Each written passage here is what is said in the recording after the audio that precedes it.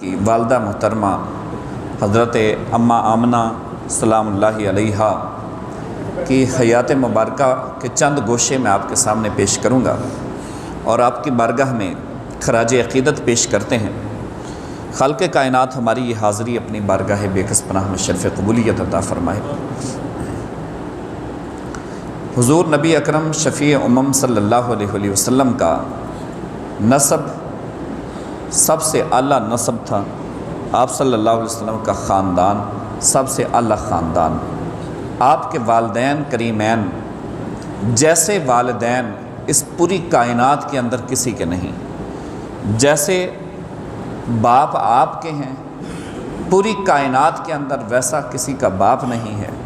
جیسی والدہ آپ کی ہیں پوری کائنات کے اندر ویسی ماں کسی کی نہیں۔ یہ وہ والدین کریمین ہیں جن کی قرآن پاک کے اندر اللہ نے قسم کھائی ہے۔ اللہ فرماتے ہیں لا اقسم بہذا البلد، مجھے ضرورت نہیں ہے کہ میں شہر مکہ کی قسم کھاؤں۔ اے اللہ تجھے ضرورت نہیں ہے تو پھر قسم کیوں کھاتا ہے؟ فرمایا وَأَنْتَ حِلٌّ بِهَذَا الْبَلَدِ، بس میں قسمیں اس لیے کھاتا ہوں کہ یہاں پر میرے حبیب کے قدم لگے۔ اس دھرتی کو، یہ دھرتی میرے حبیب کے طلبوں کو بوسے دیتی ہے، اس لیے یہ زمین مجھے پیاری لگتی ہے تو میں اس کی قسمیں کھاتا ہوں۔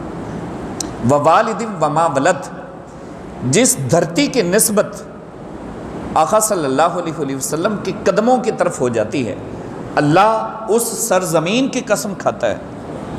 جو پھل آپ صلی اللہ علیہ وسلم کو پسند ہے اللہ ان پھلوں کی قسم کھاتا ہے۔ تو فرمایا وَوَالِدٍ وَمَا وَلَدَ، اے میرے حبیب آپ کے والد کی قسم، وما ولد، اور جس نے آپ کو جنم دیا اس کی قسم۔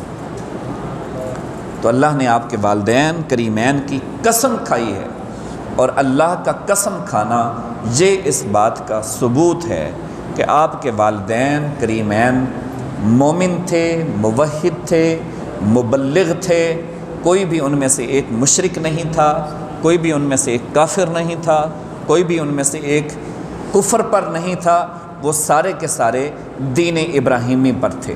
بلکہ رسول اللہ صلی اللہ علیہ وسلم کا نور مبارک جن جن پشتوں اور جن جن رحموں میں ہوتا چلا آیا ہے مسلسل، اور حضرت اماں آمنہ تک وہ ساری کے سارے رحم، وہ ساری کی ساری پشتیں وہ بخشے ہوئے لوگ ہیں، اور وہ موحد ہیں، مبلغ ہیں، اور وہ سارے کے سارے دین ابراہیمی کے پیروکار ہیں۔ اس لیے ان کے ایمان میں کسی قسم کا شک کرنا بھی گناہ کبیرہ ہے، اس لیے کہ اللہ نے ان کی قسم کھائی۔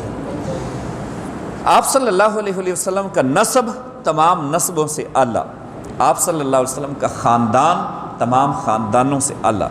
آپ صلی اللہ علیہ وسلم جس قبیلے میں تشریف لائے وہ قبیلہ تمام قبائل سے اعلیٰ اور افضل ہے۔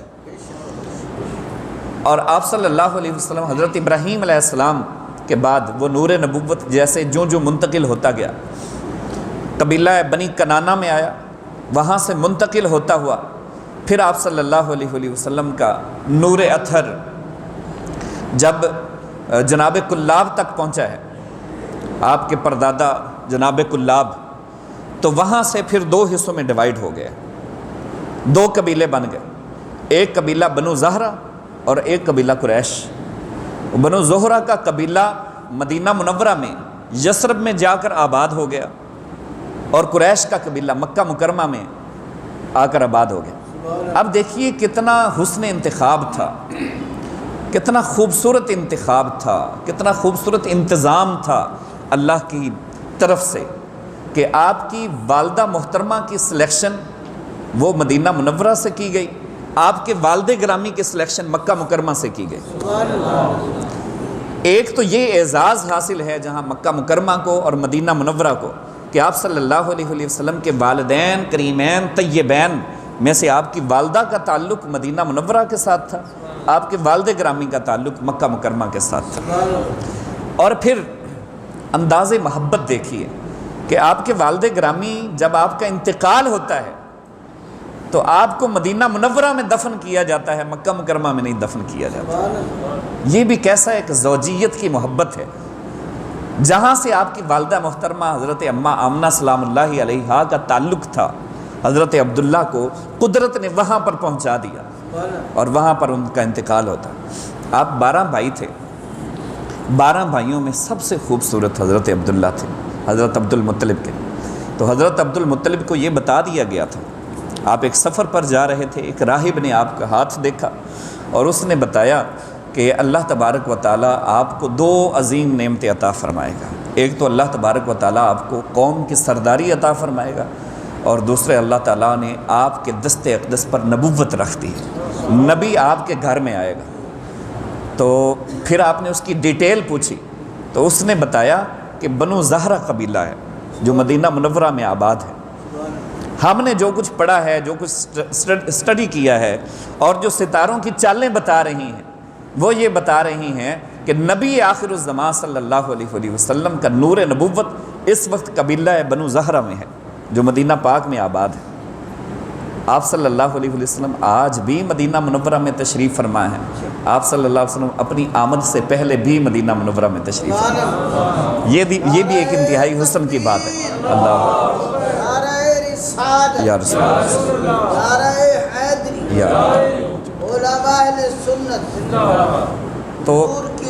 مرحبا۔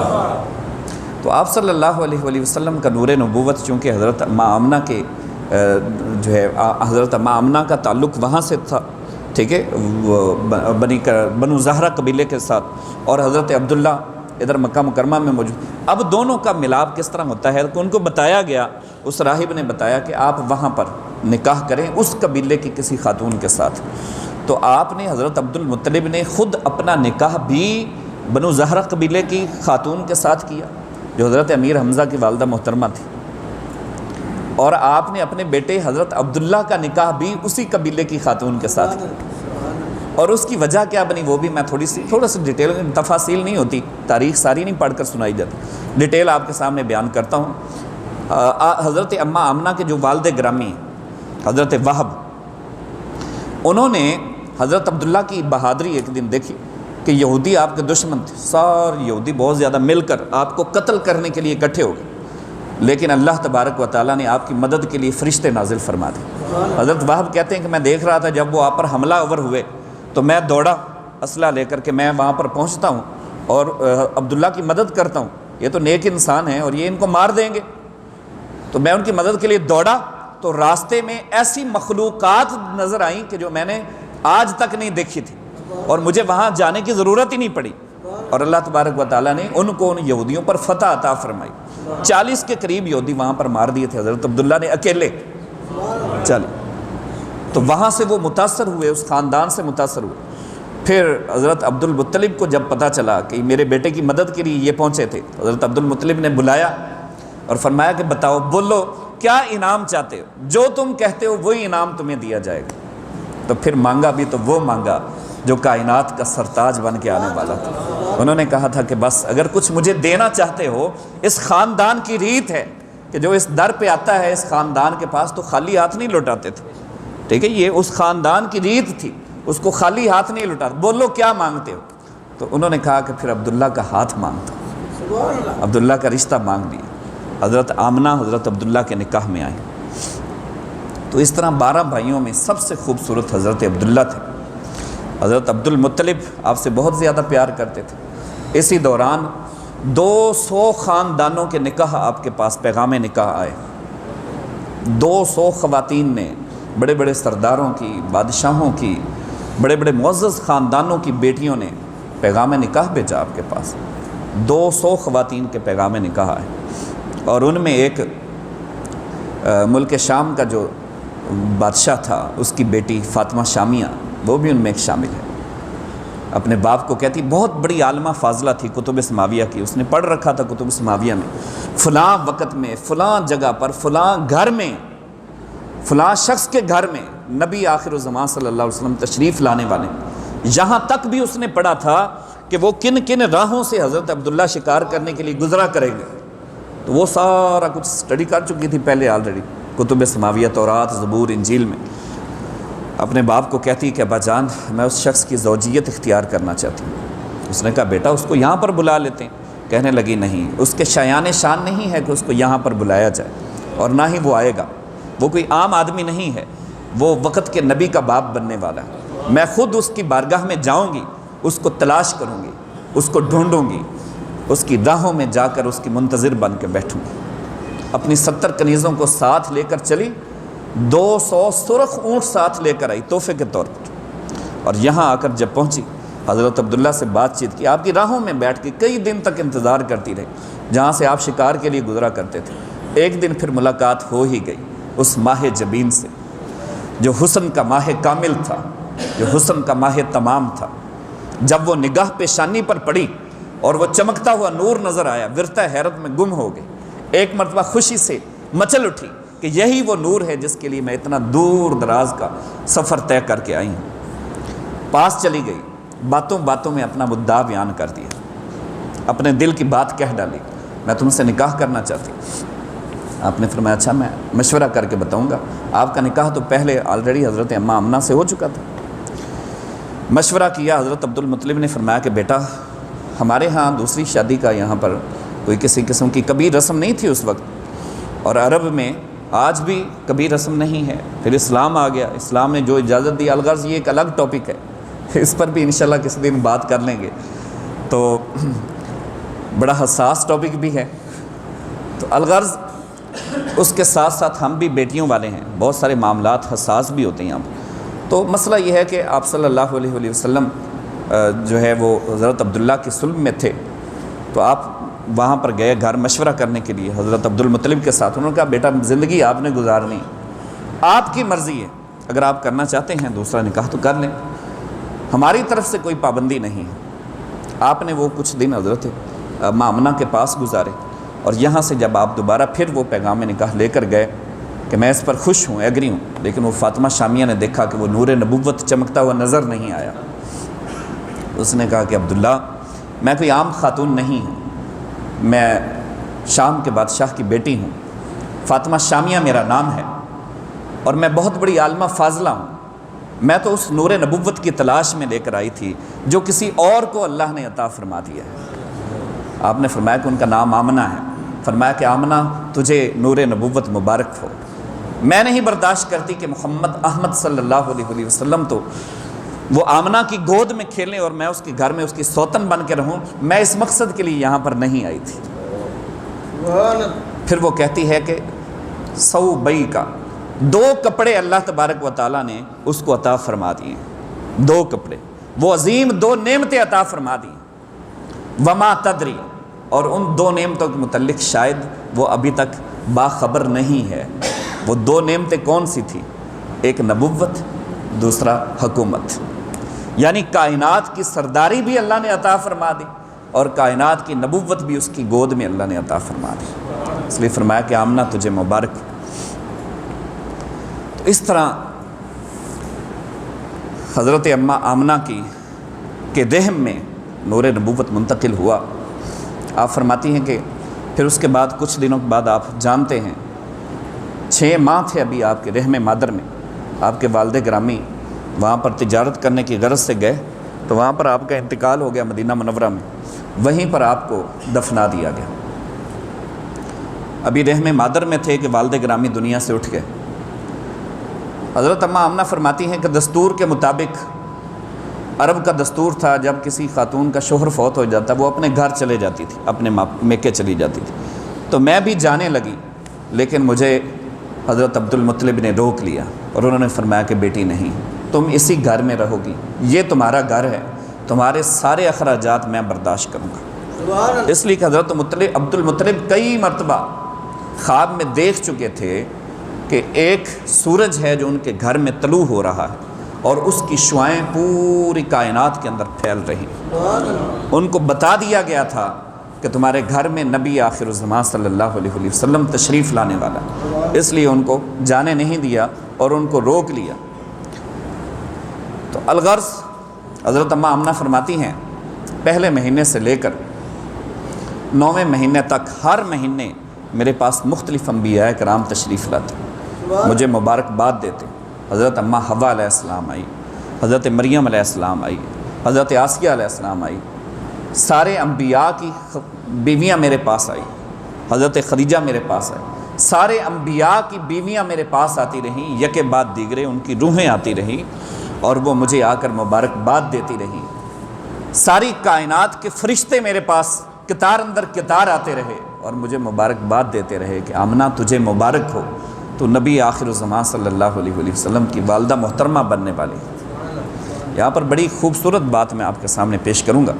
محمود غزنوی آپ صلی اللہ علیہ وسلم کے والد گرامی حضرت عبداللہ کی قبر پر ایک دن حاضر ہوتے ہیں۔ محمود غزنوی کا دور تھا، اولیاء اللہ سے، اصحاب رسول سے بہت زیادہ محبت رکھنے والا انسان تھا، بر صغیر پاک و ہند پر حکومت کرنے والا، اور پھر غزنی کا بادشاہ محمود غزنوی بہت بڑا نام تھا۔ حضرت عبداللہ کی قبر انور پر حاضر ہوتے ہیں حضور صلی اللہ علیہ وسلم کی بارگاہ میں حاضری دینے سے پہلے، اور وہاں جا کر عرض کرتے ہیں کہ اس کائنات کے اندر جو سب سے بہترین باپ ہے اے عبداللہ وہ آپ ہیں، اور اس کائنات کے اندر جو سب سے بہترین بیٹا ہے وہ آپ کے بیٹے محمد صلی اللہ علیہ وسلم ہیں۔ ان کی بارگاہ میں حاضری کے لیے جا رہا ہوں، لیکن آپ کی بارگاہ سے ہو کر ان کی بارگاہ میں جا رہا ہوں، آپ سے التجا کرتا ہوں کہ اپنے لخت جگر کی بارگاہ میں مجھ گناہگار کی شفاعت کر دیں، میری سفارش کر دیں کہ کل بروز محشر آپ کا بیٹا مجھ گناہگار کی لاج رکھ لے۔ یہ دعا کر کے آپ صلی اللہ علیہ وسلم کے روضہ اطہر پر حاضر ہوئے۔ بعد میں خواب میں حضرت عبداللہ کی زیارت ہوئی اور کہا کہ محمود غزنوی آپ کے لیے ہم نے سفارش کر دی ہے، ہمارا بیٹا قیامت کے دن تمہاری لاج ضرور رکھے گا۔ آپ کی سفارش کر دی تو حضرت عبداللہ، پھر اس کے بعد یہ چند سال پہلے آپ نے دیکھا اخبارات میں بھی یہ خبر چھپی اور بہت سارے ہمارے پاکستان کے دوستوں نے بھی زیارت کی کہ حضرت عبداللہ کے جسد خاکی جب آپ کی قبر انور کو کھولا گیا تھا تو من و ان اسی طرح جس طرح آپ کا جسد اطہر رکھا گیا تھا اسی طرح کفن تک بھی میلا نہیں ہوا تھا، صاف شفاف پڑا ہوا تھا۔ تو پہلے مہینے سے لے کر آخری مہینے تک آپ فرماتی ہیں کہ میرے پاس ایک تانتا بندہ رہا، انبیاء کرام آتے رہے، آدم علیہ السلام سے لے کر عیسیٰ روح اللہ تک ہر نبی میرے پاس آیا اور مجھے مبارکباد دیتے رہے کہ آمنہ تجھے مبارک ہو کہ اللہ تبارک و تعالیٰ نے تجھے نبیوں کا سردار عطا فرمانے والا ہے۔ پھر ایک خاتون، اس کا میں ذکر بہت ضروری سمجھوں گا، جو تاریخ میں نے اسٹڈی کیا، بنت کلابیہ اس کا نام ہے۔ کلابیہ کہتے ہیں، بنت کہتے ہیں بیٹی کو، کلابیہ کہتے ہیں درندوں کی بیٹی۔ درندوں کی بیٹی اس کو اس لیے کہا جاتا ہے اس عورت کو، ایک تاریخ ساز نام ہے، میں ہسٹری آپ کو بتا دیتا ہوں، اس لیے کہ یہ جنگل میں پلی، جنگل میں بڑی ہوئی، جنگل میں جوان ہوئی اور جنگل میں ہی ڈیرا لگا لیا، جنگل میں ہی منگل لگا دیا۔ زمانہ جاہلیت میں اس نے پرورش پائی۔ اس کا باپ بہت ظالم جابر انسان تھا۔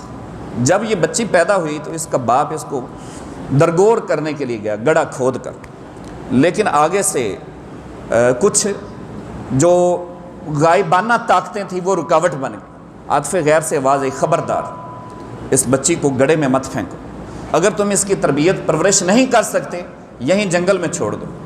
تو ڈر گیا، خوف زدہ ہو گیا اور اس بچی کو جنگل میں چھوڑ کر اپنے گھر آ گیا۔ وہاں پر جنگلی جانوروں کے ذریعے سے اللہ تبارک و تعالیٰ نے اس کی پرورش کی۔ وہ وہاں پر پروان چڑھتی رہی، اس کو پروان چڑھایا۔ پھر وہاں سے اس نے بہت ساری جو ہے پریوں کے ساتھ اور حوروں پریوں کے ساتھ وہ جو ہوتی ہیں جنات کے ساتھ اس کی دوستیاں ہو گئی، اور وہاں سے اس نے کچھ سفلی علوم سیکھے، ان جنگلوں سے ہی، ان جنات سے ہی کچھ سفلی علوم سیکھے، اور اپنے وقت کی وہ بہت بڑی کاہنہ بنی۔ کاہن کہتے ہیں جو غیب کی خبریں دیتے ہیں ہاتھ دیکھ کر، پامسٹ جسے کہتے ہیں، آسٹرولوجسٹ کہا جاتا ہے جس کو، نجومی، کاہن۔ تو آپ صلی اللہ علیہ وسلم نے اس سے سختی سے منع فرما دیا، لیکن زمانہ جاہلیت میں اس کو لوگ اس پر یقین رکھتے تھے، اس پر ایمان رکھتے تھے اور اس بات پر پورا یقین رکھا کرتے تھے اور مانتے تھے اس کو، لیکن نبی اکرم صلی اللہ علیہ وسلم نے اس سے بہت سختی کے ساتھ منع فرما دی، بلکہ اس کو شرک کی ایک قسم قرار دیا۔ اس لیے جو لوگ ایسے لوگوں کے پاس جاتے ہیں، نجومیوں کے پاس، پامسٹ کے پاس، تو اس سے سختی سے منع ہے، اس کے رزق میں تنگی ہو جاتی ہے اور آپ صلی اللہ علیہ وسلم کی ناراضگی کا باعث ہے۔ بالکل ایسے لوگوں کے پاس نہیں جانا چاہیے، یہ شیطانی علوم ہوتے ہیں، اس کی ایک الگ ٹاپک ہے، اس پر بھی انشاءاللہ کسی دن بات کریں گے، لیکن اس کا نتیجہ میں نے آپ کو بتا دیا ہے کہ ہمارے نبی صلی اللہ علیہ وسلم نے منع فرمایا سختی کے ساتھ ان کے پاس جانے سے۔ تو یہ آسٹرولوجسٹ بنی اور لوگ ان کے پاس آتے تھے، اپنے مستقبل کی خبریں پوچھتے تھے، پھر خواتین آتی تھی اور پوچھتی تھی بتاؤ میرے پیٹ میں کیا ہے، وہ ان کی خبریں ان کو دیا کرتی تھی۔ تو مختلف خواتین، جب یہ خبر پھیل گئی اور کتب سماویہ کے عالموں نے یہ خبر آگ کی طرح پھیلا دی کہ اسی سال میں نبی آخر الزمان صلی اللہ علیہ وسلم تشریف لانے والے ہیں، ہمیں ستاروں کی چالیں بتا رہی ہیں، تو عرب کی ساری خواتین اب وقتہ حیرت میں گم تھی، ہر کوئی پریشان تھا، ایک تجسس تھا، عجیب و غریب قسم کے ایک سسپینس کریٹ ہو گیا کہ کس کے گھر میں آتے ہیں نبی، دیکھیے وہ کون خوش نصیب ہے جس کی گود میں نبی آتے ہیں۔ تو خواتین وہ پامسٹ کے پاس جانا شروع ہوگی، کاہنوں کے پاس جانا شروع ہوگی۔ اب یہ بنت کلابیہ، یہ اس وقت کی بہت بڑی مشہور و معروف یہ کاہن تھی، اور عرب کی خواتین، قبیلہ قریش کی خواتین، اس کے پاس تانتا بد گیا، سینکڑوں کی تعداد میں خواتین آئیں، رش لگا ہوا تھا، جس طرح وبائی مرض پھیل جاتی اور ہمارے ڈاکٹرز کے پاس لائنیں لگ جاتی اور پرچی لے کر چیک کروایا جاتا ہے، ایسے ہی وہاں پر جو ہے وہ ٹائم دیا جاتا تھا باقاعدہ، بہت بڑی مشہور و معروف شخصیت بن چکی تھی۔ تو خواتین آئیں، ان میں حضرت اماں آمنہ بھی موجود تھی، وہ سب کو خبر دیتی کہ نہیں بیٹا ہوگا نبی نہیں ہوگا، بیٹا ہوگا نبی نہیں ہوگا۔ جب حضرت اماں آمنہ کی باری آئی تو اس کی آنکھوں سے آنسو نکل پڑے اور اس نے کہا کہ شاید خدا نے مجھے اسی کی بشارت دینے کے لیے آج تک زندہ رکھا ہوا ہے، تجھے مبارک ہو، تمہاری ہی گود میں نبی آخر الزمان تشریف لا۔ اللہ تبارک و تعالیٰ نے اس کی حفاظت فرمائی۔ وہ باپ ظالم بدبخت، وہ تو اس کو زندہ درگور کر دینا چاہتا تھا، وہ تو گڑھے کے اندر پھینک کر آ گیا تھا اس کو، لیکن اللہ نے اس کو بچایا۔ کیوں بچایا؟ اس لیے کہ اس کے محبوب کا نام اس کی زبان سے نکلنا تھا، بس وہ بشارت دینے کے لیے آئی۔ پھر جب آپ صلی اللہ علیہ وسلم حضرت اماں آمنہ کی گود میں تھے تو آپ فرماتی ہیں کہ میں نے بڑے عجیب و غریب قسم کے عجائبات میں دیکھتی، عجیب و غریب قسم کے عجائبات دیکھتی، میرے راستے کشادہ کر دیے جاتے تھے اور کنویں پر پانی بھرنے کے لیے جاتی۔ اور یہ بھی بڑا خوبصورت واقعہ ہے، عرب کی خواتین آپ کو کنویں میں پانی بھرنے جاتی، ساتھ لے کر جایا کرتی تھی۔ وہ کہتے تھی آمنہ تم پانی بھرنا بھی نہ، تمہارا پانی بھی ہم اٹھا لیں گے، بس تم ہمارے ساتھ تو آ جاؤ۔ اب ہوتا کیا تھا، جب آپ کنویں کے کنارے پر پہنچتی تو وہ پانی وجد میں آ جایا کرتا تھا اور ٹھاٹھے مارتا ہوا پانی ایسے ابل کر اوپر آتا تھا، ان کو نیچے ڈول پھینکنے میں دقت محسوس نہیں ہوتی تھی۔ تو ایک دن حضرت عبد المطلب نے شکوہ کر ڈالا، یہ بھی محبت برا شکوہ تھا، آپ کو تو پتہ تھا، لیکن پھر بھی ایک دن شکوہ کر ڈالا۔ انہوں نے کہا بیٹی آپ کی شکایتیں آ رہی ہیں۔ ابا جان کیا شکایتیں آ رہی ہیں؟ کہ تم جس گلی سے گزرتی ہو اتنی تم کوئی زبردست قسم کی خوشبو لگا رہی ہو آج کل، بتاؤ تو صحیح وہ کون سی خوشبو لگاتی ہو، جہاں سے گزرتی چلی جاتی ہو وہاں سے خوشبوؤں کے ہلے چھوڑتی چلی جاتی ہو۔ آپ فرماتی ہیں مجھے قسم ہے اس ذات کی جس نے مجھے دنیا میں بھیجا کہ جب سے میرے رحم میں یہ بچہ آیا ہے مجھے تو کسی خوشبو لگانے کی ضرورت نہیں پڑتی، میں تو جہاں سے گزرتی ہوں میرے بدن سے خوشبوؤں کے ہلے آتے ہیں۔ تو یہ آپ صلی اللہ علیہ وسلم کی آمد کی برکات تھی، یہ وہ عجائبات تھے جو پہلے سے روشن ہونا، منور ہونا شروع ہو گئے۔ پھر جب وہ 11 اور 12 کی درمیانی رات آئی تو یہودیوں کے عالم پریشان تھے۔ حضرت فاطمہ جو کہ عمر بن عاص کی والدہ ماجدہ ہیں فرماتی مجھے میرے گھر والوں نے کہا کہ جاؤ آمنہ تمہیں ضرورت ہوگی، آمنہ کو ضرورت ہوگی تمہاری، فاطمہ جاؤ اس کے گھر ڈلیوری ہونے والی۔ کہتی ہیں کہ میں وہاں پر پہنچی اور میں کیا دیکھتی ہوں کہ آمنہ کا سارا گھر نور سے روشن اور منور ہے، اس کے گود میں ایک نومولود بچہ موجود ہے جس کے رگ و ریشہ پر نگاہ ٹکتی نہیں اور نور کی شعائیں پھوٹ رہی۔ فرماتی ہیں اچانک میں نے آسمان دنیا کی طرف دیکھا، سارا ماحول جگمگ کر رہا ہے، آسمان دنیا کی طرف دیکھا، کہتی فظننت ان تسقط علیہ، میں نے دیکھا کہ وہ ستارے زمین کے اتنے قریب آ چکے تھے، مجھے یوں لگا جیسے ابھی وہ ستارے میرے اوپر گر جائیں گے۔ روئے زمین کو اللہ تبارک و تعالیٰ نے جگمگ کر دیا تھا آپ صلی اللہ علیہ وسلم کی آمد پر۔ پھر حضرت اماں آمنہ فرماتی ہیں ودعتہ مطہورا، میں نے پاک صاف بیٹے کو جنم دیا، میرا لخت جگر جب اس دنیا میں تشریف لایا تو مجھے اس کو نہلانے کی بھی ضرورت نہیں پڑی، وہ پہلے سے ہی پاک صاف تھا۔ مکھونن، اس نے کنگھی بھی کی ہوئی تھی، مدہونن، اس کے بدن پر تیل بھی لگایا ہوا تھا، مختونن، اس کے ختنے بھی پہلے سے کیے ہوئے تھے، مسرورن، بچے تو روتے ہوئے پیدا ہوتے ہیں، میرا لخت جگر ہنستا مسکراتا ہوا اس کائنات میں تشریف لایا۔ جب وہ دنیا میں آیا تو اس کا سر سجدے میں تھا، اس کے لب حرکت کر رہے تھے، میں نے کان قریب کر کے سنا تو آواز آ رہی تھی، رب حبلی امتی، میرے اللہ میری امت کو بخش دینا، میرے اللہ میری امت کو بخش دینا۔ جو پیدا ہوتے ہی امت کی بخشش کی دعائیں مانگ رہے ہیں، کیا مقام ہے اس نبی کا، کیا مرتبہ ہے۔ حضرت اماں آمنہ فرماتی ہیں کہ پھر مشرق سے لے کر مغرب تک روئے زمین اللہ تبارک و تعالیٰ نے شیشے کی طرح میرے سامنے عیاں کر دی، ہر چیز میرے سامنے کھول دی، میرے سینے کو کھول دیا گیا اور ہر چیز میرے سامنے عیاں کر دی گئی، روشن اور میں نے مشرق کو بھی دیکھ لیا، مغرب کو بھی دیکھ لیا۔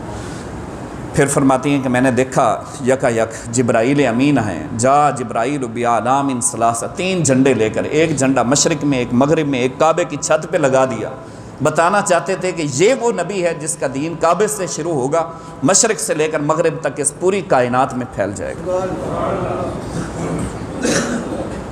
اور آپ صلی اللہ علیہ وسلم کی تشریف آوری ہوئی۔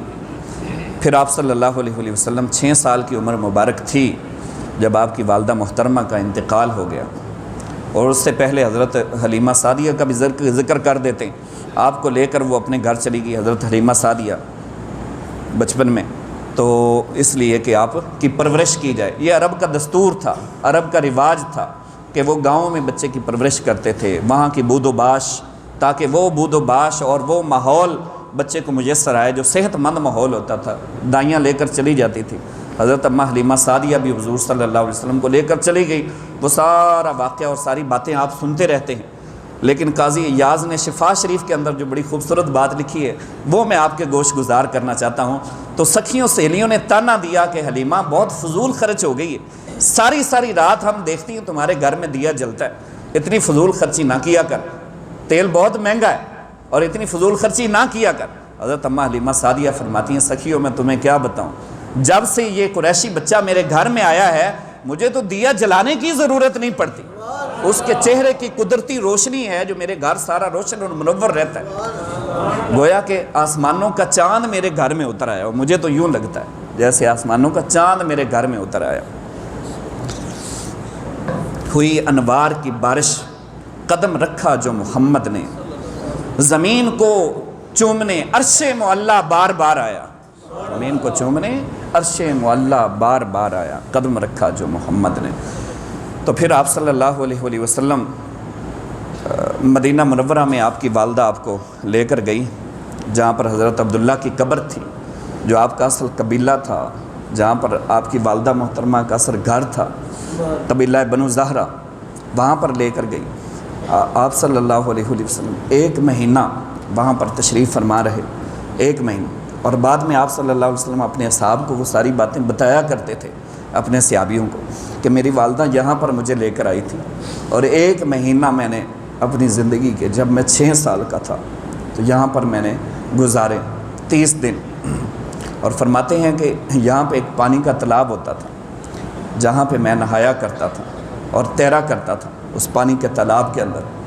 فرمایا یہاں پر کچھ پرندے آتے ہوتے تھے، ایک پرندہ ہوتا تھا، اس پرندے کو ہم بار بار اڑاتے تھے، وہ پھر آ جاتا، پھر اڑاتے تھے، پھر آ جاتا تھا۔ اور اس کے بارے میں بھی اہل دل نے اور مورخین نے لکھا ہے کہ وہ پرندہ بھی رسول اللہ صلی اللہ علیہ وسلم کی زیارت کرنے کے لیے وہاں پر آیا کرتا، وہاں پر حضور صلی اللہ علیہ وسلم کے قدم لگے تھے۔